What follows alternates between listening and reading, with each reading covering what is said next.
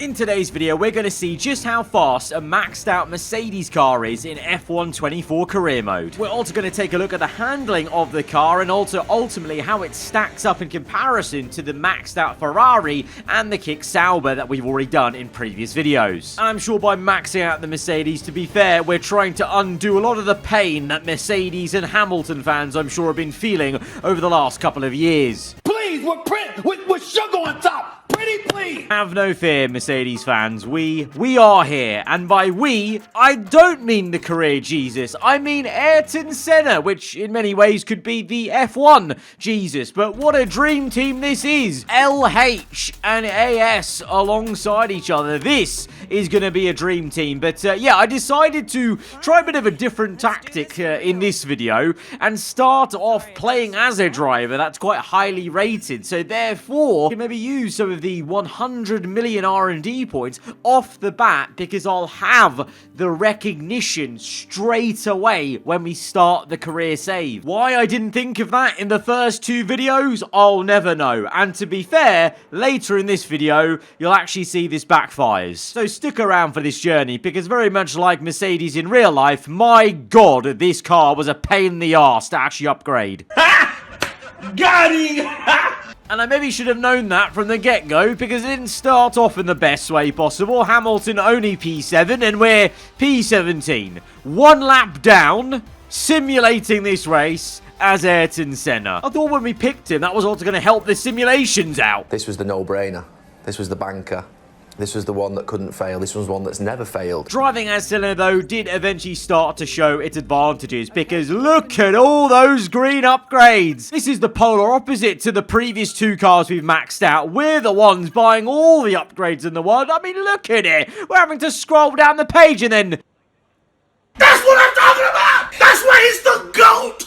The GOAT. Our GOAT doing absolutely niche for the team, but reaping all the benefits. P4 in Jeddah. And where are we? We're still at the back of the grid. Pete, bloody, this game hates you not doing the races. What is up with this? Anyways, we are making progress. It's very, very faint, but trust me, we are making progress. That definitely doesn't just sound like what Toto's been saying for the last 3 years. So the upgrades continue to rain in, and for the first time ever in the career save, we've made the first page. We don't need to scroll down to see Senna's name. This is exactly what I've been waiting for. This is exactly, I don't mean to sound like Cat Williams, but this is exactly what I've been waiting for. Lewis is now up to second place in the championship, 79 points off Verstappen at the halfway mark of the season. We're fifth place in constructors, but the climb begins. But how have we only scored 1 point? 1 point we've scored.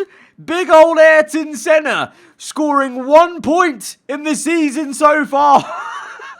we are cooked. But for the first time at round 10, this is now starting to look a bit more like it. A bit more like a normal maxed out video where we start to pull away from the main grid. You know, so far on the other videos, the Ferrari, the Kick Sauber video, the AI have been keeping up with this. But this time I think I sussed out a way to activate our R&D mod without actually giving the other AI teams the same amount of R&D points, which is what I think was happening in the previous two videos. So we're actually pulling away. So we'll be looking to hopefully absolutely dominate the rest of the field for the rest of the season. And as you saw by that last R&D graph, that's exactly what we did. We're not at a maxed out car just yet though, so we have to go into a second season, which I'm very surprised at, because in the Ferrari we did this in one season, but the Mercedes was a bit of a tricky situation because I actually didn't have enough recognition to unlock the third set of secret upgrades to finish out maxing out this car. Because although I am Ayrton Senna, we had Hamilton as a teammate, so he was still holding on to a decent amount of recognition. So I was finding it very difficult to actually get enough recognition to get those last upgrades. So I actually ended up going the opposite way in Season 2, and I artificially brought down my recognition by simply making Ayrton Senna, well, there's no way to kind of put it apart from, he's now 29 rated. You can see I did actually try to do this by just getting the recognition, by trying to make ourselves 100 rated. That didn't work because Lewis still had enough recognition in the team. So the only thing I could do was basically make us so low rated that Lewis now has the recognition in the team to get those final upgrades. So we're basically waiting on him now, just like we did in the Ferrari and Kick Sauber videos. We're waiting for our AI teammates to make the last few upgrades. And to that effect, here we go, ladies and gents. Look at all those upgrades on the way. Here we are. Bro's actually just sabotaging us. He is. He knows he's leaving for Ferrari, and he's just sabotaging us, even if it is in the game. Oh, finally they come through, only because they've been repurchased, so they physically cannot even fail this time. But we have a regulation change because, well, I only realised that I would have to let Lewis get these upgrades halfway through Season 2. I spent a half a season trying to get enough recognition by myself, then reverted to this tactic of artificially lowering my rating. So, yeah, you've got that right. We're going to go into a third season of this save, and only then are we reaching a maxed out Mercedes. This car and this team has taken the piss. And after all of that pain, simulating through 2 whole seasons of career mode, that's not where the pain ends, guys. Because tell me how I load up Austria in Season 3, and it's raining! I didn't even think of that! Oh, damn it! I didn't even think of that! You cannot make this stuff up. I've loaded into Austria. I've made it the first race of the 3rd season, and no matter what I do with the session length settings, both qualifying sessions are going to have rain. Either intermediate or heavy rain in the case of full qualifying here. This game is taking the piss. This is taking the absolute biscuit. 2,000 years later. We're on to Season 4, ladies and gents. Yep, that's right. We had to simulate all the way to another season to get a dry Austria qualifying.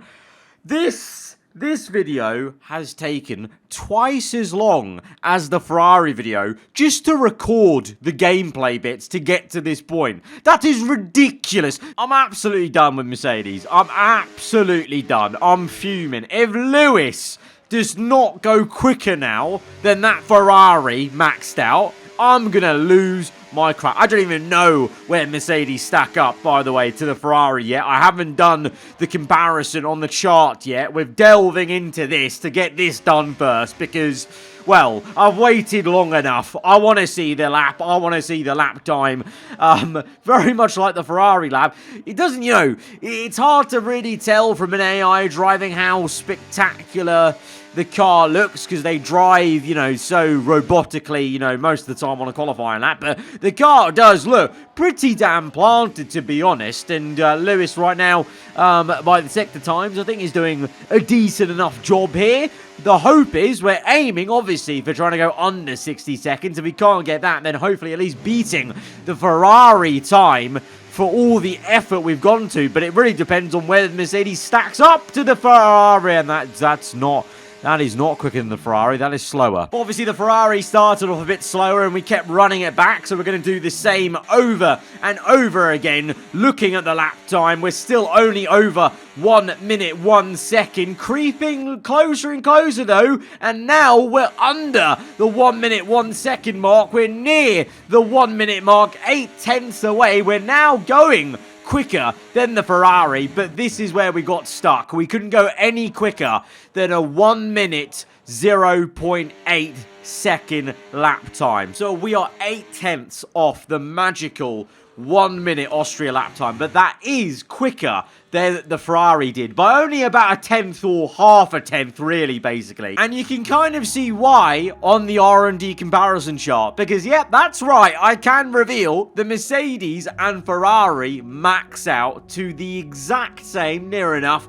level on the R&D chart. So they are very level pegging, and it's only a smidgen maybe the Mercedes takes it, and maybe just due to the characteristics of the track with the Merc. But like I said at the start of the video, we're now alternating also going to see how the car drives for ourselves as we go to a 5-lap race around the Hungaroring, and we're going to see, well, how quickly we can get up the order, how the car feels versus the other AI cars, which aren't as highly upgraded. But like in the Ferrari video where we did this as well, surprised that the race start isn't more electrifying, you know, off the 5 red lights. I will say that turn 1, though, was very good. We've gone from, like, what, second last place, P19, up to P12 in the matter of 2-3 corners, so that is pretty impressive. That is showing off the speed of this maxed out Mercedes car in comparison to the Ferrari, you know, because they're so similar in terms of the R&D rate, rating for the maxed out performance on the index. That correlates to how it feels. I didn't feel any more godlike in this Mercedes around the Hungaroring compared to the Ferrari at Abu Dhabi. I know there's slightly different circuits, but in terms of just the actual confidence in the car, I would say it's about the same. Under braking, I knew once I was within a certain range, I could really make a very good filthy dive bomb from quite far back.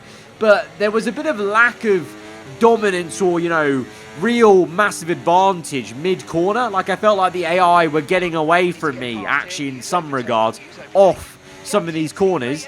Maybe part of that around the Hungaroring was because the tyres were starting to overheat. You saw a bit of that in the final corner as I chased Piastri. He pulled away because maybe my rear tyres are starting to cook a little bit. And as we get onto the final lap of this race, we've got up to P7. I will say that Ferrari up the road, that is the last car we'll be looking to overtake, because the Red Bull, both Red Bulls and Hamilton, were far and away much better in this race compared to everyone else on the grid. So I was kind of aiming for Leclerc there. We're unable to get him, but look at the tyres. They're absolutely shot, and I actually make a huge error in the final corner to the point where we lose 2 positions. So, yeah, the Mercedes car, compared to the Ferrari, maybe cooking its tyres a little bit more as a maxed out car, and therefore unable to unlock the full potential of the speed maybe. But so far, the maxed out cars not proving to feel utterly insane like maybe previous F1 games. But in terms of the lap time, certainly it is there. But that has been the story of the maxed out Mercedes. A pain in my arse, and I'm so glad to see the back of it. Guys, please hit the like button for all that pain and time spent getting this car to a maxed out version of itself. Let me know in the comments below what team I should do next. If you're new around here, then do get subscribed for weekly Formula 1 content. I'll see you guys next time. Goodbye.